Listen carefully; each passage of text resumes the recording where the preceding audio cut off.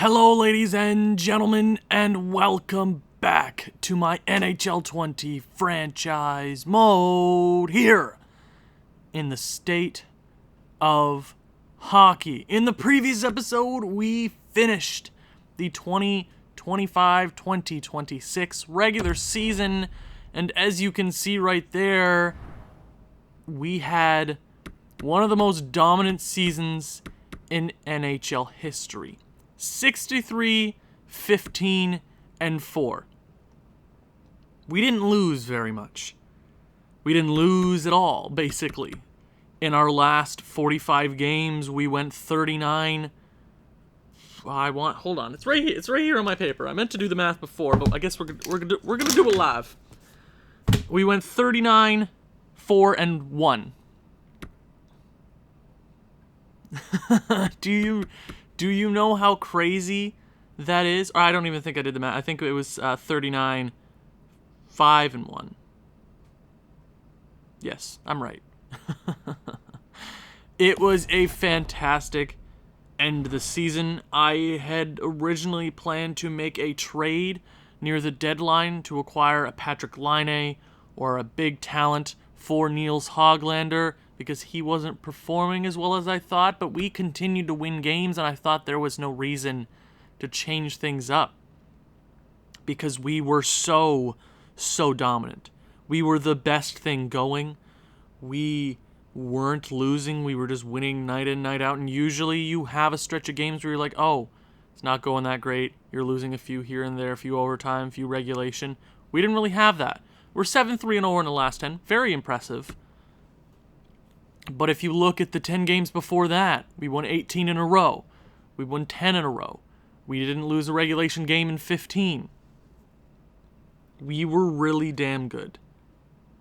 And it's all in thanks to our top guys, and obviously the biggest guy is Anthony Francis. Yes, I did go over the stats in the last episode for the regular season, but I thought, you know what, let's go over them again really quickly.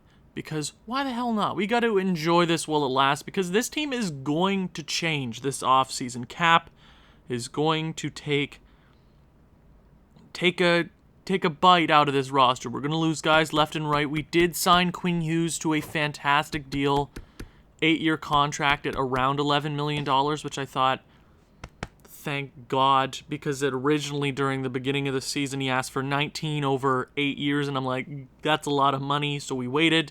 And thank God it turned out in our favor. Quinn Hughes is about to win his 3rd straight Norris Trophy, 95 points. I mean, let's just talk about the big guys. Anthony Francis winning his 4th straight Art Ross, tied for first in goals in the regular season. He's a machine. He coming off of a Conn Smythe win and a Stanley Cup. We're looking to do big things. Kirill Kaprizov had his 2nd best season. His best season came in his rookie season when he scored 73 goals, 10 points, 110 points. You know, that is hard to beat, especially in a rookie season. You're putting the bar very high to reach again, but he did. He was a big game player for us this year.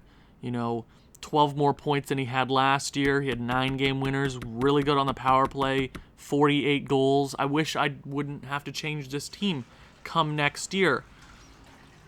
But things are changing. Cap is going to take a bite out of this team. But we have our big guys locked down for a very long time, and one of those guys is Alexei Pietrangelo. You know, he didn't hit 50 this year, which he has done twice before in his career. But he had a great season. He did end up missing 2 games again this year, which is kind of strange. But he had that much better of a regular season than he did last year. 48 goals, 46 assists, good for 94 points. He had a fantastic season. There's not much more I can say. He was great on the power play, 21 power play goals. He was a machine, playing 19 minutes a night? Almost 19 minutes a night, basically, there. We have him locked down for the next 7 years at $7 million. At the end of that contract, he's going to be worth double that, easily. Another big guy on this roster, Cale Newman. He doesn't exactly have the biggest point total. 70 points is quite impressive, but you look at his goal category. 49 goals, which is 8 better than he had last year at 41. 11 game winners, 13 power play goals, or 8 power play goals, 13 power play points. He was good all around. He wasn't playing the most minutes just because I got Anthony Francis on a bunch of lines, and obviously 128 points helped us out a lot. But Cale Newman is a postseason scorer. If somebody is going to go out and score goals regularly for us in the postseason, it's going to be Cale Newman. 16 goals last year in 25 games. He led the team the majority of the playoffs last year. 9 power play goals. He is going to be important if we want to go back-to-back with Stanley Cups. Jack Hughes is a guy where I'm kind of disappointed. Obviously, our third straight President's Trophy doesn't hurt my feelings. It's not like we struggle at all. There were a few performances on this team where I'm like, we could have done better in some categories. But Jack Hughes, 1 less point than he had last year. He was okay. I think I have this inflated idea of what my second line center should be putting up, because I've been really, really lucky in the past with my second line centers putting up like 80 plus points every year. That tends not to happen when you have almost a 50 goal scorer and Nils Hoglander on your line. It tends to happen, but 63 points, I'm expecting bigger things from him in the postseason. Just because last year he didn't have the best postseason, I need him to be locked down. He needs to be good for us. Nils Hoglander, I love Nils Hoglander. He was one of our first big prospects coming over from, or I think it was our first year draft. We traded Spurgeon to the Vancouver Canucks for a first in Nils Hoglander. Can't remember what the first turned into, but Nils Hoglander has been a great guy for us. Played great in Iowa the 1 year. Had a really solid rookie season. He only got better. This year he took a dip. He was playing less time. He wasn't playing on power play. Just because I got a few other guys there on the power play, which I thought deserved time. But Nils Hoglander, obviously, he is going to be... excuse me. My voice is doing things. I'm not sick. I don't have corona. Don't worry about it. He is going to be a casualty cap. I believe this year he's a UFA. No, I think he's an RFA. I want to say he's still an RFA, which is good for us.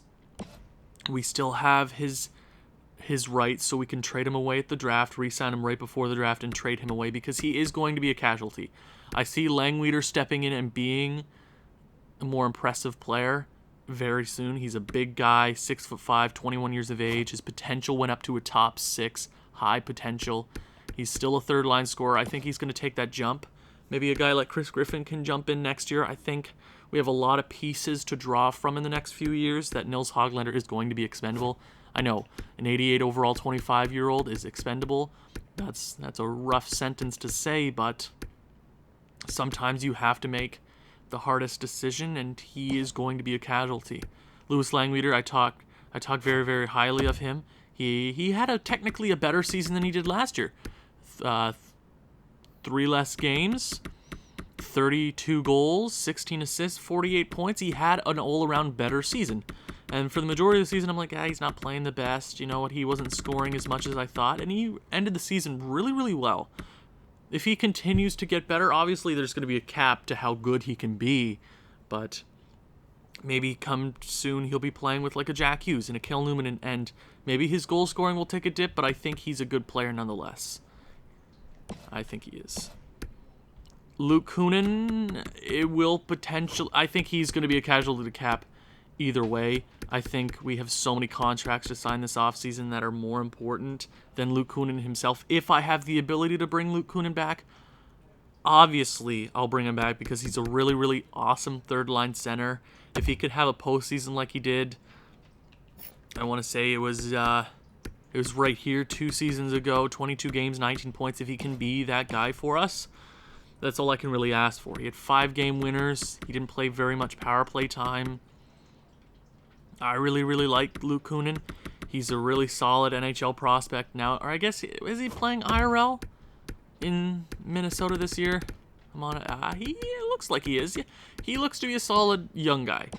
With us, I don't see where I see him going in the offseason. If I have the ability to bring him back, I will, because I really, really like his play. Chris Griffin, he doesn't have the exact point totals. 39 points, about half a point per game. 21 goals on that third line is quite impressive. That's all I can really ask for a sniper. If I see a sniper scoring 15 goals, I'll be like, that's kind of iffy. But if you hit the 20 goal plateau on the third line, that's all I'm asking for. He came into the season at an 86 overall. He did drop down to an 84, probably because of morale, because of the Stanley Cup run, right? He's playing 11 minutes a night with 21 goals. I like that. Connor Dewar, Jason Zucker, and Adam Beckman were impressive in their own rights. Not point totals. Connor Dewar was really solid on that fourth line. I'm surprised I never gave him the shot before this season with Minnesota. Am I mad at myself for that? Not necessarily. We won a Stanley Cup, obviously. He took over the spot for Ryan Hartman. I do like that fourth line. Jason Zucker is hurt, though, which is rough. 82 overall. He's out until the 26th, so he's gone for quite a little bit, which is going to hurt us. Because he's a solid fourth liner. I feel like he's always pretty good in the playoffs. He scores important goals when we need him the most, right? One game winner, exactly. He's a beauty. One shorthanded goal. Adam Beckman, Gauthier, they were solid guys there for us. Defense will always be the best part about this team. Quinn Hughes. What more is there to say about Quinn Hughes? Over an assist per game, 95 points. I wish he hit 100 points, but that is a rarity for defensemen. Marcus Mironov, Brant Clark, these two guys are going to go hand in hand in the future as a lefty and a righty. These two will be the top guys once Quinn Hughes is too old. You know, Marcus Mironov is only 2 years younger than Quinn Hughes. Being our first ever draft pick as general manager, I really like him. There's not much more I can really say about a lot of these players. I've given them so much credit, and they've lived up to every bit of hype. You know, he has about 300 points in 410 career games. As a defenseman, at the end of his career, he could easily have 1,000 points. He's the man. That's all I can ask for. 21 power play points, 2-game winners. One of his worst goal output, actually, but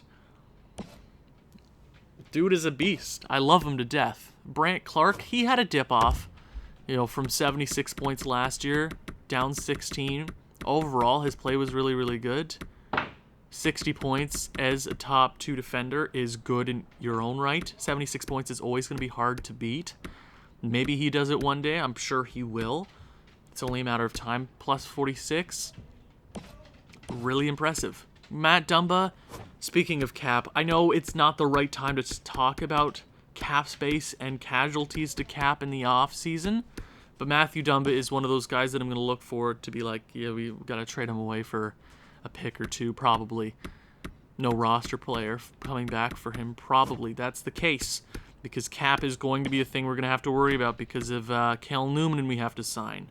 A bunch of young guys. Quinn Hughes' new contract, right?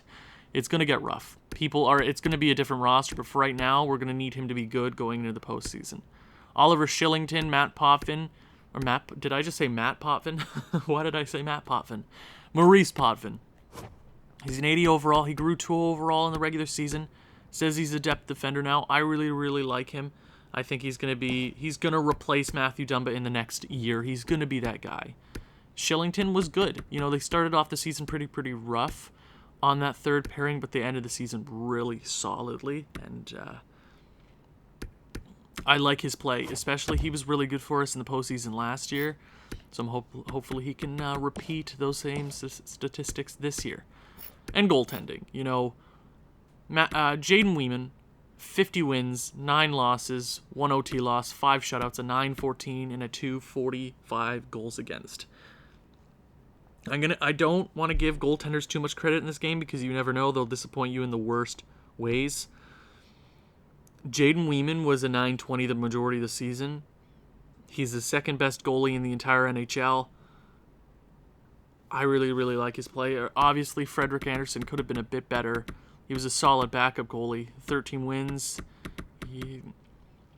I hope EA doesn't put him in the game, or like last postseason when Ben Bishop would just randomly pop up in one game. But Jaden Weeman needs to be that guy for us.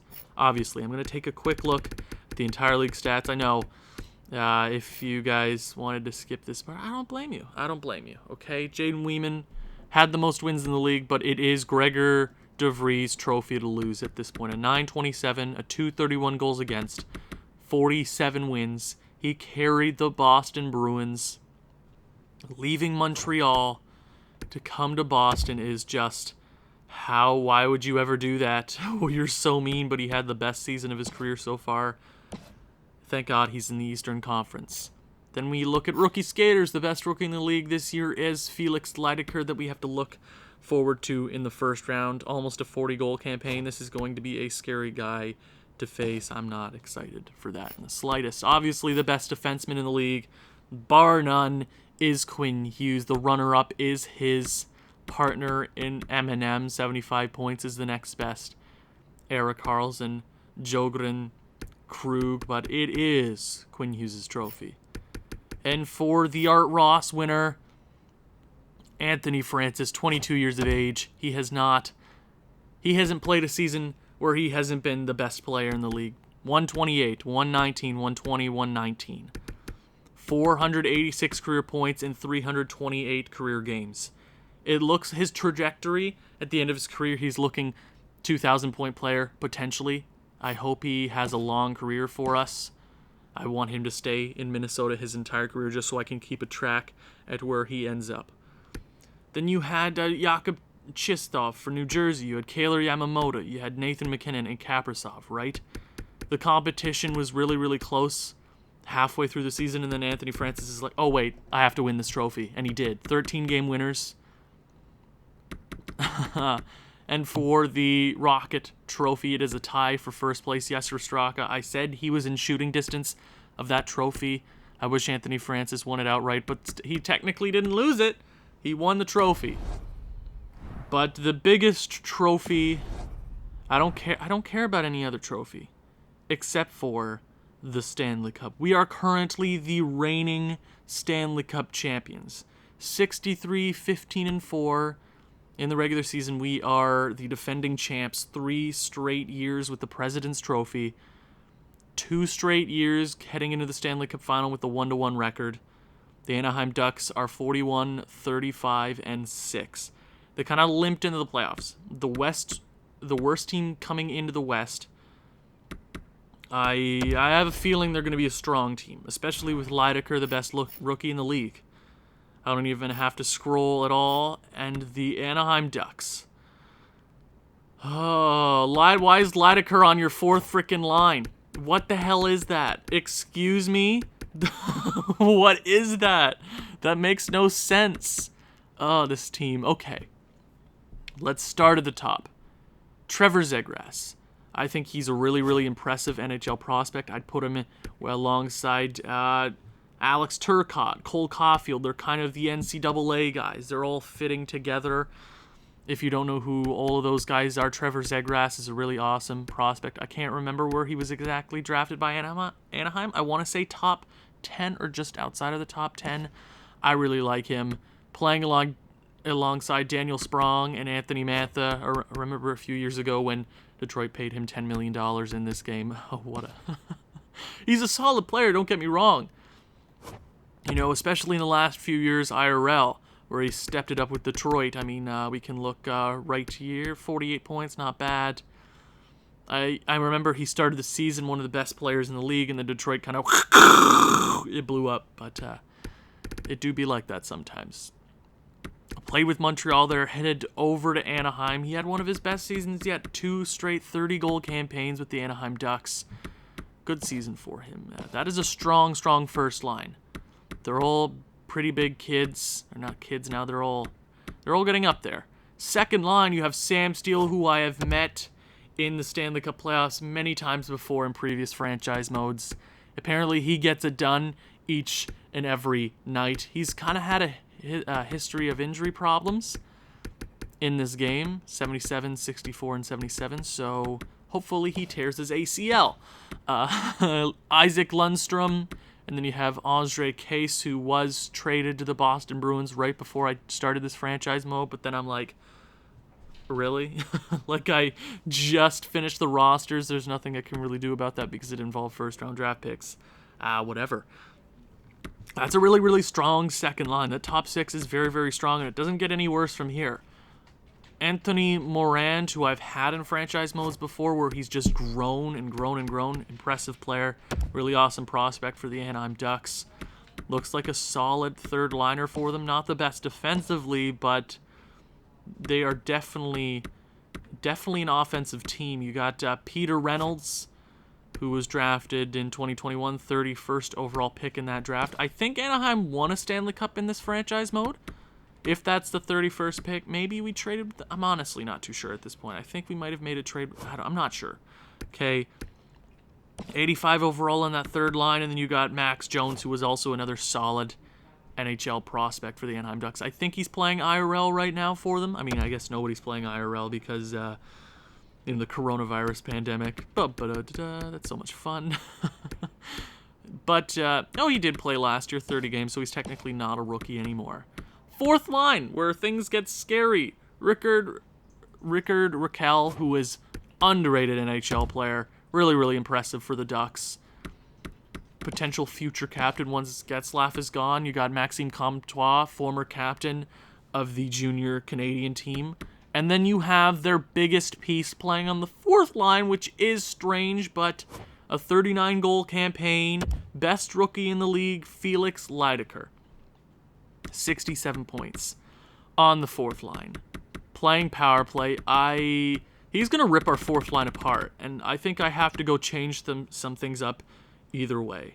That is scary. Their defense. I have seen worse defenses. Obviously, Cam Fowler is a solid NHL defender. You got Adam Larson. Taylor Hall, 1-for-1. If you don't remember that deal, you're too young for hockey. Taylor Hall, obviously the infamous day where PK Subban was traded for Shea Weber. Stamkos signed his contract in Tampa Bay, and Adam Larson was traded to the Edmonton Oilers for Taylor Hall. But he's a solid guy for them. Then you got Jakob Larson. You got Quill Valentine, who seems to be a solid prospect for the Ducks.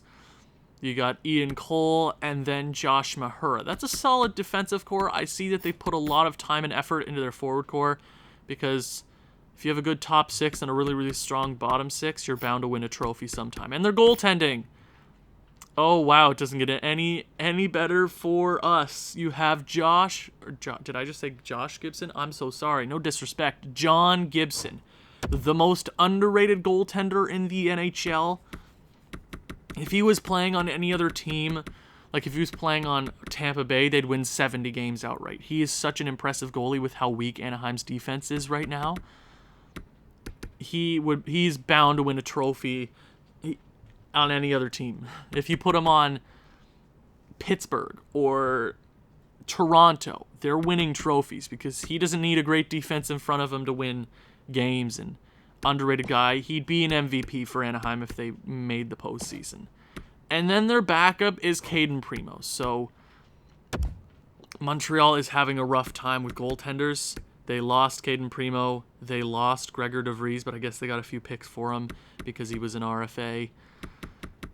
Not the best backup in terms of numbers, but that's not a guy I want to face at all. And their scratch players, they have Troy Terry and they got Boris Kachuk. This is a strong Anaheim team. I could totally see them beating us, just outright.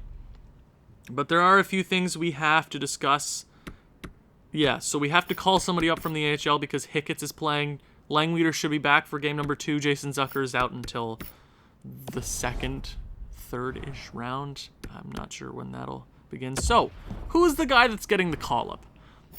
I'm not super sure. Mateos might be a great guy to call up. He's a two-way forward, playing first-line time on the Iowa Wild. Or do we go with like a Habibulin, who is not the strongest guy there? Do we go with Fitzgerald? I do love me some Fitzgerald, but I think, you know what? Let's give it to Mateos, just because I want to see what he's made of, and then we can send him back down to the AHL, let him have a bit of time there. But I want him to get some time here in the NHL, hopefully be a shutdown guy for us. Because if he can prove himself as a solid NHL player for us, he will fit right into the squad because of the cap crunch. So Or where are we going with this? Do we put him on the 4th line, or do we... you know what, let's keep him here on the 3rd line. Defense is looking strong. I guess we have to fix that up in the AHL. We'll throw anybody in. Do we have a Sokolov? Welcome back. And we'll go Habibulin on the 1st line because I want him to grow. It does not look like he'll grow. So, it's time for the playoffs. We have home ice advantage, and I am kind of scared for this round. They have a lot of weapons. They do. And we're just going to have to outscore them left and right. It's going to be one of those series. First round, game number 1, home ice here at the XL Energy Center. First period. 0-0. Shots are in Anaheim's favor. It was a goaltending duel there in the first period. 40 minutes of play. Here we go. 2-1 Anaheim. Chris Griffin scores the opening goal. Raquel scores nearly 2 minutes later, and Felix Leidecker scores, making it a 2-1 game. They have the lead. We are out shooting them by 221-19. Come on, Minnesota. Come on. President's Trophy winners, you have it in you to tie this game up and force OT or win this game outright. Anthony Francis on the power play. He shows up. 128 points in the regular season. He needs to get it done. Come on, Minnesota. Just win this game. It's going to take 1 goal. Power play for Anaheim. Rough stuff, but we kill it off. Minnesota, can we get a late goal? And we don't. Anthony Francis ties this up just a little over a quarter into the 3rd period. The shots are pretty even. 1 goal will win this game. That's how OT works. Come on, Minnesota. We've been bad in previous OTs. Power play early. Come on. Yes! Kirill Kaprizov shows up in overtime and beats John Gibson. Shots were close, but we get the most important goal. Jaden Weeman with a solid game. Kaprizov with the game winner. Our big guys came out very, very important in those late periods. We pick up a close Game 1 victory, but a win is a win. So, how was Mateos there on that 3rd line? He was a +1. I think I'm going to chuck him down there on the third line. Oh, you know what? Hold on. We'll get Langweeder back in, and then we'll get Julian Gauthier out and put Mateos in, because I really, really like Mateos. If I'm not saying that. Mateos, I think it's Mateos. So that 3rd line is looking young, but they're looking like they could do some damage there. I'm hoping Langweeder doesn't get hurt right away. I would be very, very upset. It's game number 2 here on home ice. We won game 1. Very, very close, but it's a win is a win is a win. Game number 2. Here we go. Hopefully the offense is more in tune this game. First period. Lundstrom starts out the scoring. Francis scores on the power play. Actually, 2 straight power play goals for Petrangelov and Francis, and Leidecker ties it up. This is a name that you have to be scared of. This is just the truth. He's going to score goals when you're trying to hold off a lead, or you're just trying to win. He will score because he's a creative player. Creative players score more goals because this game is weird and it doesn't go by statistics. Shots are in our favor by 6, 14-8. Second period. Oh, Minnesota. Weeman, do we have to have a talk? Do we have to have a talk this early into the series? Leidecker scores his 2nd, his 3rd goal. Cale Newman in on the power play. Steele and Reynolds back-to-back. Cale Newman scores early. Come on, it's still a game, Minnesota. You can win this one. Just edge out a game. Francis ties this one. 2 early goals in the 3rd period. It's a whole new game for Anaheim and Minnesota. Come on, Minnesota. 1 more. Louis Langweeder in his game back. Missing a few to end the regular season. Is that the dagger in game number 2? It is. 6-5 victory here in Minnesota. Anthony Francis. Big game all around from our big guys. Goaltending could have been better. It should have been better, and it wasn't. And we held on for the late victory. Langweeder comes back in his first game since injury with a game winner. That is how you do it. That is how you do it. We go into Anaheim, the Honda Center. Is it really the Honda Center? Come on. You could get more creative. Like, come on. Why aren't you sponsored by Disney? It should be like Disneyland. You should do your hockey games at Disneyland. The Mighty Ducks. Bring back the Mighty Ducks. Come on. Minnesota, Anaheim, you cowards. Okay. 2 straight 1-goal games. Our offense came out in game number 2. Very, very good third period. 3 straight in the third. It's too close. These games have been too close. We need to win outright. Coming into Anaheim, we have blown 2-0 deficits in series before. Let's think of the last time we did that. The Stanley Cup Finals 2 seasons ago against the Islanders. We go up 2-0 in the Stanley Cup Finals. We drop 4 straight. Finish this team. Finish Anaheim. They are a strong team. You know the guys that are going to come out each and every night for them. Take your stick and cross-check them in the neck. Do what you need to do. Because you're the President's Trophy winners, and show them why you are. Game number 3, Honda Center. Here we go. First period. 1-0. Luke Kunin scores. 1:19 remaining in the first. That is a big goal here in Anaheim, taking the breath out of the stadium. Stadium? Okay. Shots are pretty even. Second period. Felix Leiteker ties this game quite early, but Langweeder, the buttery name, Louis Langweeder, gets us the lead. It's 2-1 Minnesota. Shots are in their favor. 2 power play goals from both sides in the second period. See? Leiteker has scored every game. You can't shut this guy down. If they played this guy in a more prominent role, he would be scoring left, right, and center. That's just a fact. And it seems like he is doing that anyways. He's ripping our fourth line apart. I'm debating putting a more impressive player there on the fourth line to counteract him, but it does not look like any of that would work. You just have to outscore them at this point. Third period. Come on, Minnesota. We have a 1-goal lead in the third period with the chance to take a 3-0 series lead over the Anaheim Ducks in round number 1. Halfway through the third period. Power play for Anaheim. This is a rough one. We kill it off. 8 remaining. Come on, Minnesota. Hold off. Petrangelo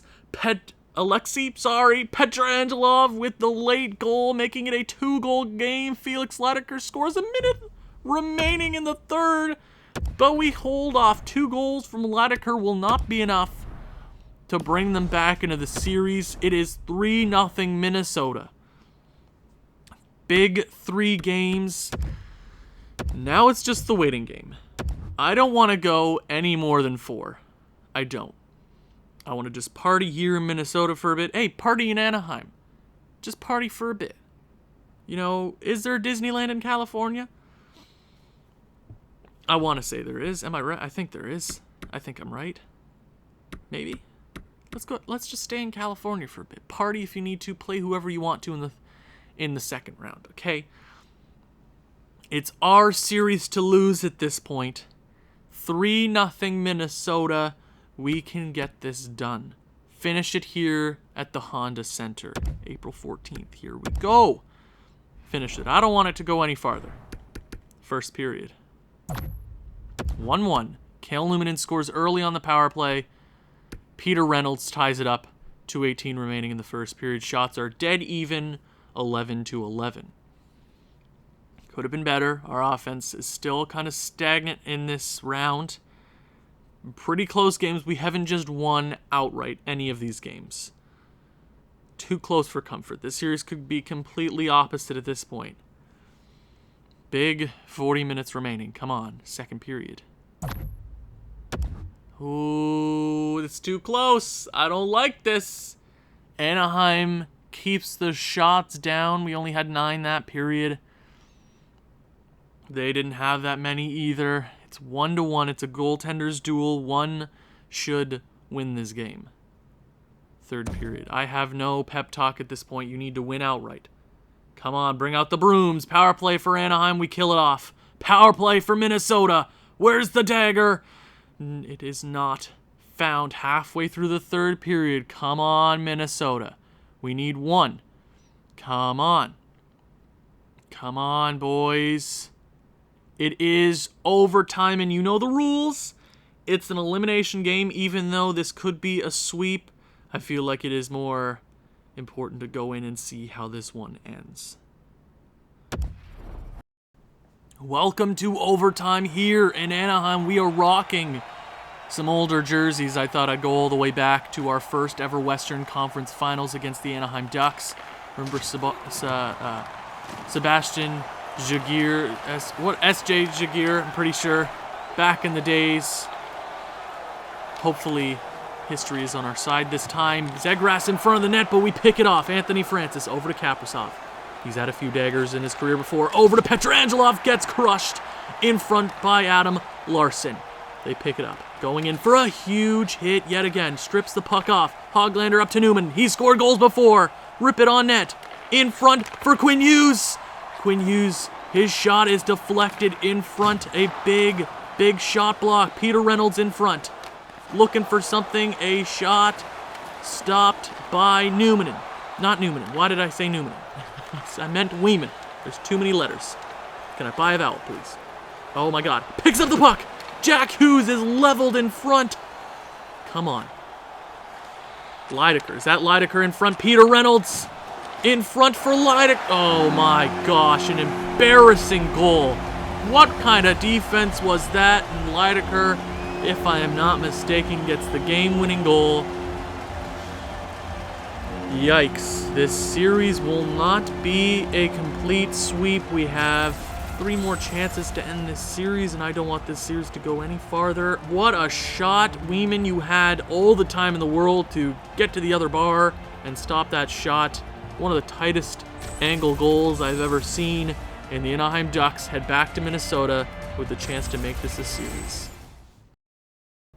Minnesota, you gave them hope. You gave them hope that there would be a game number 5, potentially a game number 6, and ultimately a game number 7. We're heading back to Minnesota. A chance to end this. Minnesota, I'm asking for you to score a few goals. You scored one goal. Over 60 minutes of play. With 490 overalls on this team, there are no excuses anymore, Minnesota. Do not. If there's a reverse sweep in this series, I don't know what I do with myself. Game number 5. Here we go. Where's the offense? Can we get a little bit of offense, boys? First period. Weeman, for the love of God, don't do this to me, man. Don't. Stop it. Daniel Sprong scores early. Felix Lydecker, somebody take your stick and cross-check him over the jugular, take him out of the game. I don't care if you get suspended for the rest of your career. Do it. He can't be stopped. Second period. Oh, you're making this a series, Minnesota. Stop it. Why are you doing this, Weeman? Where's the offense? Kellen Newman scores early. We still have time to make this a game. No, we don't, because you let up a quick goal and they got a power play. It does not matter. What a game. What a terrible game. Screw Anaheim. Oh my God. You gave them a chance. You gave them hope. And Felix Lydecker only needs a little bit of hope. I know he's a rookie, but I know what he is made of. Anaheim stops us in Minnesota.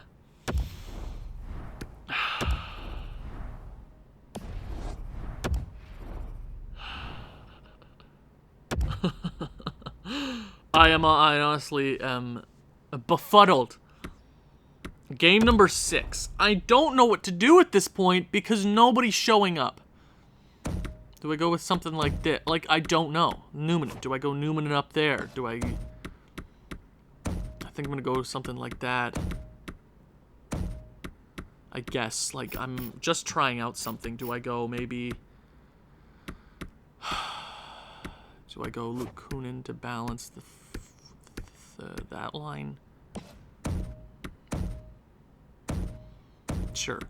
I'll do something like that. I'm just trying out something. I'm not 100% sure what we're supposed to be doing at this point.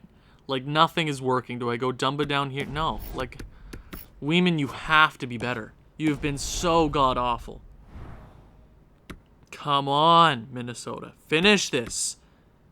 They're 1 win away from potentially pulling off a Game 7.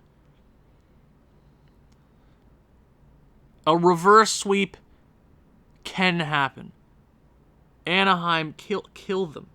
Kill them. Go out, do whatever you need to do. Game number 6 on their home ice. First period. 2-1. Langweeder scores early. Newman scores pretty soon after that. Mantha makes it a 2-1 game. Now, if you could hold on for 5 more minutes, literally, and a 2-0 lead looks a whole lot better than a 2-1 lead. Do you know why? Because one goal is all they need to make this their game. 1. Shots are pretty even, but that literally doesn't matter right now. It's goals. Just score goals. You haven't been able to do that all series except for game number 2 where we won by 1 goal. Second period.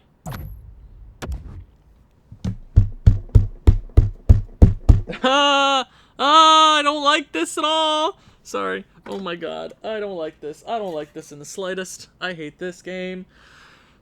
I thought this was going to be an easy series. It's like, oh, it's 3-0 the series. Then we go in OT and everything goes wrong. Whippy! Oh my god. That gave them hope. You gave them hope. Third period. Come on. Come on, Minnesota. Come on, power play early for Anaheim. You kill it off. Come on. Come on, Minnesota. You need 1 goal. You need 1 goal. Connor Dewar. Connor Dewar. Do it. No, Lideker. No. Halfway through the third period. Don't you freaking do this to me, Minnesota. That's my man. Oh, I think I threw my shoulder out. Anthony Francis with the 2-goal lead. 1 minute remaining. And the Minnesota Wild hold out to head back to the second round. That was too tight. That was too tight of a series. I didn't like that in the slightest. That was rough. That was a rough series. And we head to the second round. There's a lot to talk about, and we are going to be playing the Chicago Blackhawks. Hold on. Did Chicago play the Avalanche? I think the Chicago Blackhawks pulled off a reverse sweep. Because if I'm not mistaken, I checked, and the Avalanche had a 3-0 lead. Oh my god, we're facing the teams that are willing themselves to win. So, the heavyweight bout coming for the third time in this postseason, or in the postseasons. 3 straight years. Last year, it was in our favor, and the year before, it was in our favor as well. Is history going to be on our side? You will have to find out next episode. Thank you very much. If you've enjoyed this one, please leave a like, leave a comment, share with people you think. No, I messed up my own whatever you call that, outro. That series just stressed me out. There's no point. Share with people who you think may enjoy this sort of thing. I'll see you in the next one. Ciao.